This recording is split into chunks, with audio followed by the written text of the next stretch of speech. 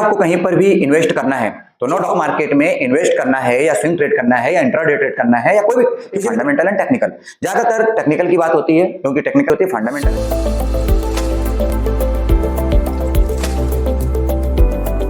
Hello, तो कैसे हैं आप सब? उम्मीद करता हूं आपकी लर्निंग एंड अर्निंग दोनों ही चल रही होगी। तो कुछ स्टूडेंट्स ने कमेंट किया मेरे को कि सर आप टेक्निकल की बात करते हैं, कभी कभी फंडामेंटल की भी बात कर लिया करिए। तो चलिए आज के इस वीडियो में हम बात करेंगे सिर्फ फंडामेंटल की। तो फंडामेंटल में देखिए, अगर आपको कहीं पर भी इन्वेस्ट करना है तो नो डाउट टेक्निकल की जरूरत आपको पड़ेगी, और टेक्निकल के साथ साथ अगर आप कुछ लॉन्ग टर्म के लिए इन्वेस्ट करना चाहते हैं, लंबे टाइम के लिए कुछ ऐसा आप SIP करते हैं, कुछ भी करते हैं तो प्राइमरी मार्केट, लेकिन वही उससे अच्छा अगर आप मुनाफा कमाना चाहते हैं अपने सेकेंडरी मार्केट में, तो आपको फंडामेंटल बहुत ही इंपॉर्टेंट है। तो जैसा मैंने अपने कई वीडियो में बताया है कि एनालिसिस, अगर आपको स्टॉक मार्केट में इन्वेस्ट करना है या स्विंग ट्रेड करना है या इंट्राडे ट्रेड करना है या कोई भी किसी भी तरह ट्रेडिंग करनी है तो आपको जरूरत पड़ती है एनालिसिस की। और ये एनालिसिस दो तरह की होती है, फंडामेंटल एंड टेक्निकल। ज्यादातर टेक्निकल की बात होती है क्योंकि टेक्निकल में चार्ट होता है, कैंडल्स होती हैं और वहां पर हर टाइम फ्रेम पर हम डिसीजन ले पाते हैं। लेकिन फंडामेंटल की बात बहुत कम की जाती है क्योंकि फंडामेंटल का मतलब होता है हम किसी कंपनी का बेस समझते हैं, किसी कंपनी की सेल्स के बारे में समझते हैं, किसी कंपनी की बैलेंस शीट के बारे में समझते हैं। उस पर कई सारे हमने वीडियो बना भी रखे हैं और मैंने लिंक में आप लोगों के लिए डाल भी रखा है, तो उसको आप जाकर के देख सकते हैं। जैसे बैलेंस शीट पे हमने बताया, और स्टॉक मार्केट में जो शेयर का प्राइस चेंज होता है वो किस बिहाफ पर चेंज होता है, कैसे उसमें चेंजिंग होती है, क्या चीज चेंज होती है, नंबर ऑफ शेयर चेंज होते हैं या कैपिटल चेंज होती है, और अगर हम किसी कंपनी में इन्वेस्ट करें तो क्या देख करके इन्वेस्ट करें। हालांकि अभी तो AI का जमाना आ गया, हम लोग बहुत एडवांस टेक्नोलॉजी पे काम कर रहे हैं, फिर भी कुछ बेसिक नॉलेज को रखना बहुत जरूरी है। तो उसी पे चलिए बात करते हैं। तो अपने जो प्रोफेशनल ट्रेडर है फंडामेंटल के लिए जो सॉफ्टवेयर का यूज करते हैं, जिस वेबसाइट का यूज करते हैं, उसी में कैसे तो कई सारी वेबसाइट है, आपका investing.com है, मनी कंट्रोल है और भी बहुत सारे हैं, लेकिन उसी में से एक कॉमन सी वेबसाइट है जिसका नाम है Screener.in। तो इसी वेबसाइट पर आप आएंगे, मैंने इसको बिल्कुल एज इट इज ओपन कर रखा, अभी मैंने लॉगिन भी नहीं किया, सिर्फ इसलिए कि आपको बिल्कुल बेसिक से बता पाऊं। तो मैं यहाँ पर क्या करूंगा, जैसे आप यहाँ पे गूगल करते हैं Screener.in, आप यहाँ पे देख सकते हो, और यहाँ पर लॉगिन का ऑप्शन आएगा, लॉगिन पे आप क्लिक करेंगे और यहां पर अपना जीमेल आईडी डालना है। ये मेरा जीमेल आईडी, मेरा पर्सनल जीमेल आईडी पड़ा हुआ है, हालांकि मैं चाहता नहीं था लेकिन पड़ा हुआ है तो क्या कर सकते हैं, और इसको पासवर्ड भी पड़ा हुआ है तो इसको तो शो करने की जरूरत नहीं है। और अगर ये सही होगा तो देखते हैं ये लॉगिन हो जाएगा, लेकिन ये पासवर्ड सही नहीं है। तो एक काम करते हैं, यहां पर दूसरा पासवर्ड डालते हैं, या फिर अच्छा रहेगा कि लॉगिन यूजिंग गूगल कर देते हैं, क्योंकि इतने सारे पासवर्ड हो जाते हैं हम लोगों को याद नहीं रहते हैं। तो यहाँ पर देखिए हमारी प्रोफाइल आ गई जिससे हमने लॉगिन कर रखा है। तो हम अपनी कंपनी की वेबसाइट जो कि सेग एकेडमी है और उससे हमने लॉगिन कर दिया, और यहाँ पर आप देख सकते हैं हमारी कंपनी का नाम आ गया। अगर हमने अपनी पर्सनल आईडी से लॉगिन किया होता तो वहां पर आशीष गुप्ता लिख करके आ जाता और ये लॉगिन हो गया। तो यहाँ पर आप देख सकते हैं यहाँ लिखा हुआ ऐड कंपनी, ऐसा कुछ भी आपको नहीं करना है। इसमें बहुत सारे काम हम लोग करते हैं, बहुत सारी क्वेरी जनरेट करते हैं। अगर आपको इसके डिटेल में सीखना है इस वेबसाइट पे और क्या क्या कर सकते हैं, कैसे हम क्वेरी रन करते हैं, कैसे हम अच्छे स्टॉक इसमें देख सकते हैं, तो आप कमेंट करिए, उस पर हम बात करेंगे और आपको बताने की कोशिश करेंगे। फिलहाल हम यहाँ पर आज किसी एक टॉपिक पे बात करने वाले हैं, देखते हैं वो टॉपिक कौन सा होगा। यहाँ पर किसी भी कंपनी का नाम हम यहाँ पर एंटर कर देते हैं। अब जैसे मान लीजिए कि हम यहाँ पर एंटर करते हैं टाटा मोटर,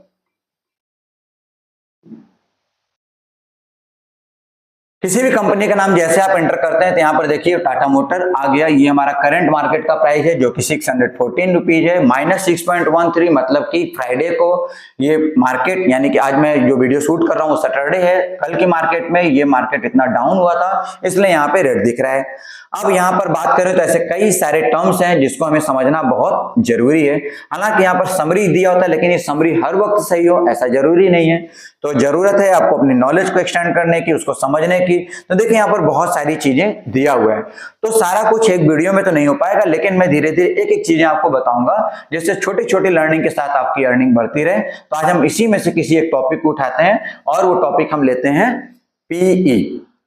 पी को बोलते हैं प्राइस टू अर्निंग रेशियो। अभी टेक्निकल लैंग्वेज को हम बिल्कुल यूज नहीं करेंगे, बिल्कुल लेमैन लैंग्वेज में आपको बताने की कोशिश करेंगे कि क्या होता है पी, लेकिन थोड़ा सा बेस समझेंगे तो मजा आएगा। बेस समझना इसलिए जरूरी है कि अगर आपको जैसे आप क्या चेक करने जा रहे हैं, फंडामेंटल, अब वहीं पर बात करें कि हम अर्निंग की जल्दी में हैं, अपना फंडामेंटल नहीं सही करते हैं, दूसरे का फंडामेंटल चेक करते हैं, तो जरूरत है आपको भी अपने भी फंडामेंटल को स्ट्रॉन्ग करने की।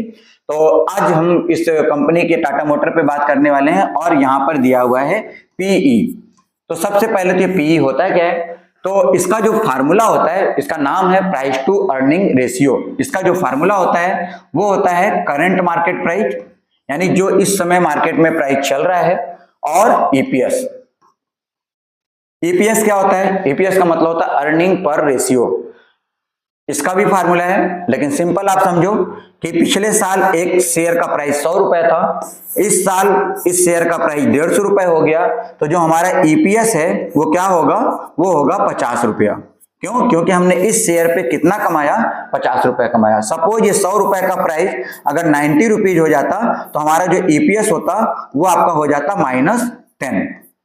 ठीक, यानी कि पिछले साल हमारे एक शेयर का प्राइस जो था और इस साल जो प्राइस है उन शेयर के प्राइस में डिफरेंस क्या है, तो उस पे अर्निंग कितनी हुई है। अगर ये माइनस में तो मतलब लॉस हुआ है, प्लस में है तो प्रॉफिट हुआ है। तो यहां पर current market price divided by APS करते हैं। अब आपको पता है कि करंट मार्केट प्राइस जब मार्केट चलती तो हर मिनट पर चेंज होता रहता है, तो क्या ये पीई भी चेंज होता है हर मिनट पे? जी हाँ, ये पीई भी चेंज होता है। लेकिन एक जब डे टाइम फ्रेम पे, वीकली, डेली, मंथली जब मार्केट गिरती रहती है, यानी कि ये करंट मार्केट कंटिन्यू क्या हो रहा है, कम हो रहा है। बुलिश मार्केट में क्या होता है, डिमांड और सप्लाई के अकॉर्डिंगली मार्केट बढ़ रही होती है, गिर रही होती है, तो उस समय पीई भी चेंज हो रहा होता है कंटिन्यू। अब जो इन्वेस्टमेंट करता है उसके लिए पीई कैसे मदद करेगा, उसके लिए कैसे समझे, तो आप बिल्कुल सिंपल लैंग्वेज में समझिए।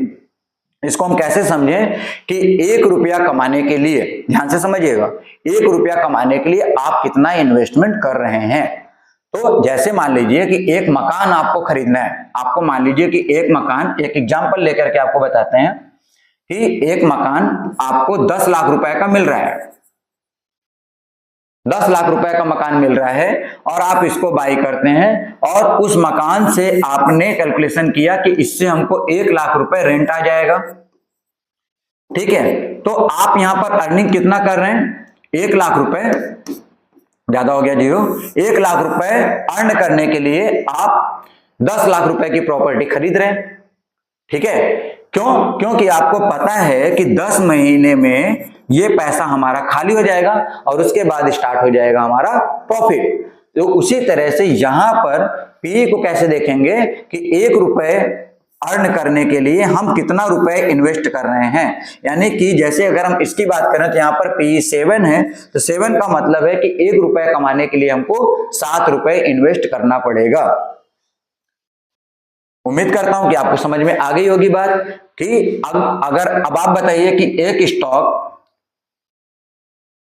सपोज एक स्टॉक ए है और एक स्टॉक बी है और एक स्टॉक सी है, तीनों ही एक ही सेगमेंट के हैं। एक का पी 10 चल रहा है, एक का पी मान लीजिए 20 चल रहा है और एक का पी 100 चल रहा है। आप किस स्टॉक को बेस्ट मानेंगे एज पर पी रेशियो। तो अब इसमें क्या है कि यानी कि 1 रुपए कमाने के लिए 10 रुपए लगाना है, 1 रुपए कमाने के लिए 20 रुपए लगाना है और 1 रुपए कमाने के लिए 100 रुपए लगाना है। तो एब्सोल्युटली आपका आंसर क्या होगा कि भाई हम तो 1 रुपए कमाने के लिए जितना कम इन्वेस्ट करना पड़े उतना हम इन्वेस्ट करेंगे। तो हम कौन सा स्टॉक सिलेक्ट करेंगे, हमारे लिए 10 वाला ही बेटर होगा। अब यहां पर आपके मन में सवाल आएगा, तो कई सारे स्टॉक देखेंगे सर, सब पे तो पी अलग अलग रहेगा, तो ऐसा कोई स्टैंडर्ड, कोई ऐसा मानक है जिसपे हम माने कि ये पी अच्छा होगा या ये पी गड़बड़ हो जाता है। तो देखिए पी का क्या है कि अगर मार्केट क्या है कि कभी कभी क्या अक्सर ऐसा होता है कि जो हमारे स्टॉक का एक्चुअल वैल्यू होता है, जो हमारे स्टॉक का एक्चुअल वैल्यू होता है, उस वैल्यू से डिमांड के अकॉर्डिंगली मार्केट का प्राइस बढ़ता जाता है और वो काफी बढ़ जाता है। और उस समय अगर आप उस स्टॉक को बाई कर रहे हैं तो वो ओवर वैल्यूड स्टॉक होता है, जिसको लेने के बाद फिर मार्केट गिरना स्टार्ट होती है और हो जाता है आपका लॉस। तो अब हम कैसे समझें कि कौन सा पी बेटर होगा, तो इसको जो प्रोफेशनल ट्रेडर जो इसका मानक रखे हैं, जो इसको समझे हैं, तो वो बताते हैं कि इसका पी आपका 15 के आसपास हो, 15 से कम हो या 15 तक हो तो वो अच्छा है। कभी कभी 20 तक का भी पीई को हम लोग अच्छा मानते हैं, यानी कि 1 रुपए कमाने के लिए 20 रुपए तक इन्वेस्ट करने को हम लोग गलत नहीं मानते, इसको अच्छा मानते हैं। तो क्या हो अगर हमको ये 7, 3, 2, 1 मिल जाए, ये आपके लिए अपॉर्चुनिटी है, ये एक अच्छा टाइम है।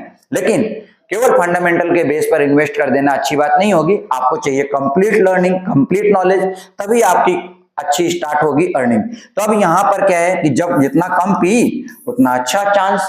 तो अभी जो टाटा मोटर जिसका कि फंडामेंटल और हम किसी पॉइंट पे बात नहीं करेंगे, अगर हम अभी देखें तो आप देख सकते हैं इसका पी कितना है, इसका पी है 7।